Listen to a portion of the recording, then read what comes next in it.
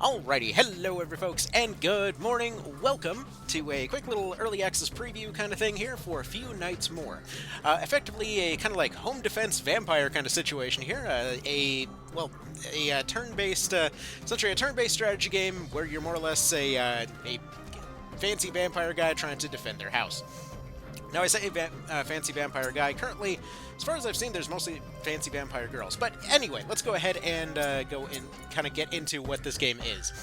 So, like I mentioned earlier, basic general premise here is that you are going and kind of kitting out your house to go deal with the annoying invaders that keep trying to come in and kill you. They come in with different jobs. So, like for example, these guys here are both trying to hunt down the lady of the household here. Whereas some of them will attempt to go take out your coffin room. So effectively, if your person dies or if your coffin room dies, that's when you wind up in situations where you're going to have a game over. Now, this is early access. There are going to be, quirks to it in this current stage. Like you can probably hear, the main menu music is still currently playing. We'll go ahead and actually go back real quick to fix that. These things will happen. I mean, this is, as far as early access stuff goes, that's basically just like a staple every single time. The music always goes funky.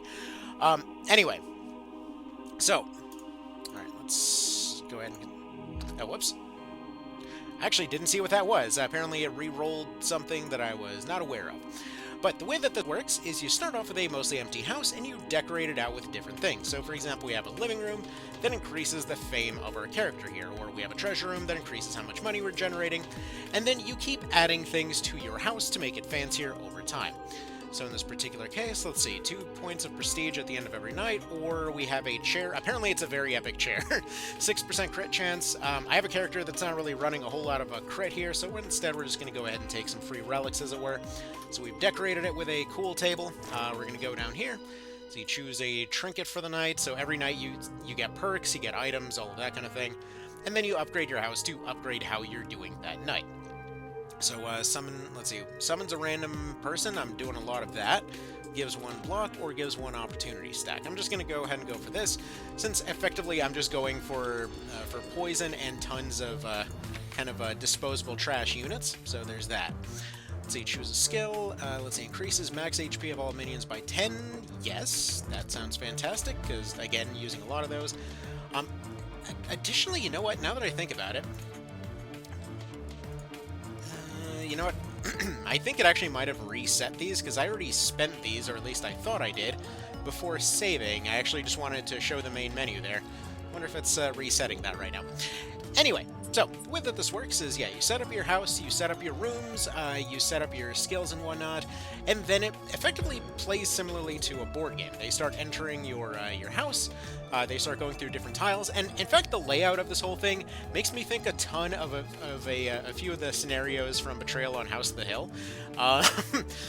Specifically, I remember there was a very similar scenario of one of the players is literally just like a vampire going around stealing health from everybody. And then I think they eventually managed to sort out the problem by somehow using a dog, which technically wasn't classed as something that was alive. For some reason, it was classed as an item to then throw their heart off a cliff or something. I don't remember. It was weird.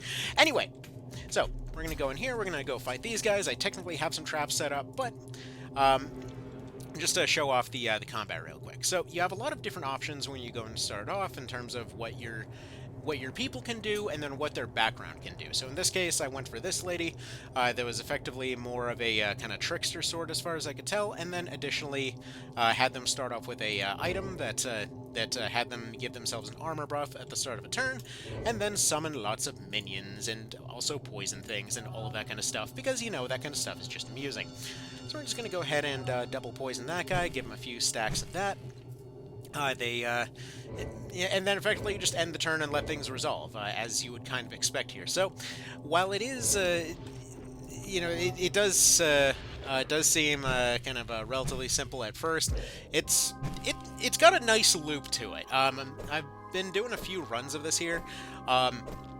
It's got a nice, satisfying loop to it, so you'd love to see it. So there we go, just... Again, nothing too crazy in terms of having to worry about specific synergies or whatever else. I'm just going and decaying this guy with the armor more and more so we don't actually have to fight him. I'm going to let the skeleton guy deal with this one.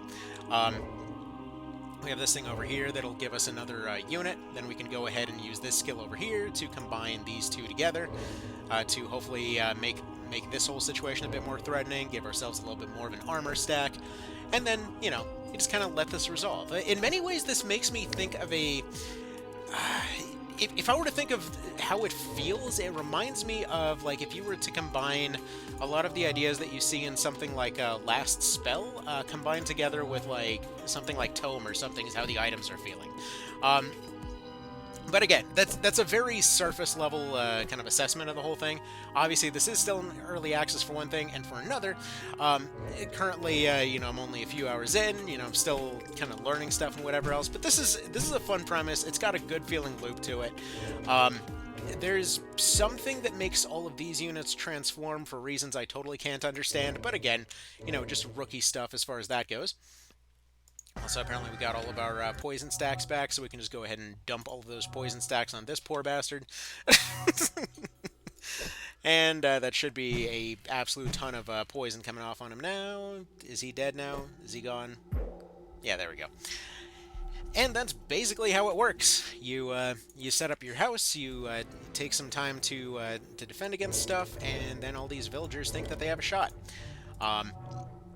So yeah. Kind of about sums it up. You just kind of keep doing this until you eventually get overrun. I'm pretty sure there is an ending, because they have an infinite mode and they have a story mode. I have not seen that ending as of yet. Let's see.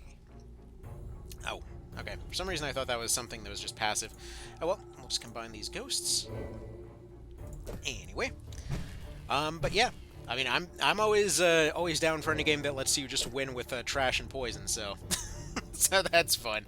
Yeah, if this is looking like your kind of thing, again, this is just a first impressions kind of thing. Once I have a bit more time with it, I'll go and dig into it a little bit more. I meant to actually cover this one a couple weeks ago when it was actually first coming out of well, not coming out of, but going into early access, when it was first getting ready for release and all that.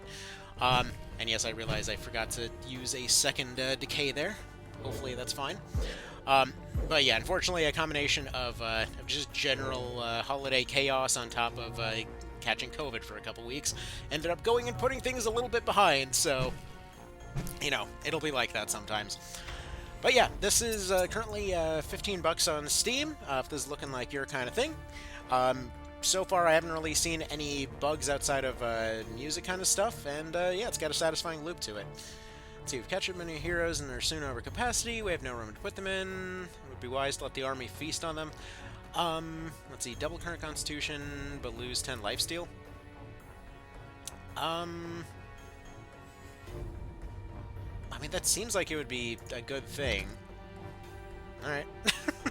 I don't know what their constitution is at the moment, but we'll just go ahead and do that. Actually, come to think of it, how does all of this work anyway? I don't actually know how you make your person better. Plus, also, I don't think I had any lifesteal? Maybe? I don't know. I don't know. There's a lot of stuff going on. I haven't quite figured it all out yet. So yeah, that will be about that. So, again, thank you all for stopping by. Go ahead and give it a look if this looks like your kind of thing. And I'll go and dig into this a little bit deeper once I've actually gone and, you know, completed a full run-through and all of that. So, y'all have yourselves a good one. Again, this was a few nights more. And I'll include a link in the description. Alright, take care.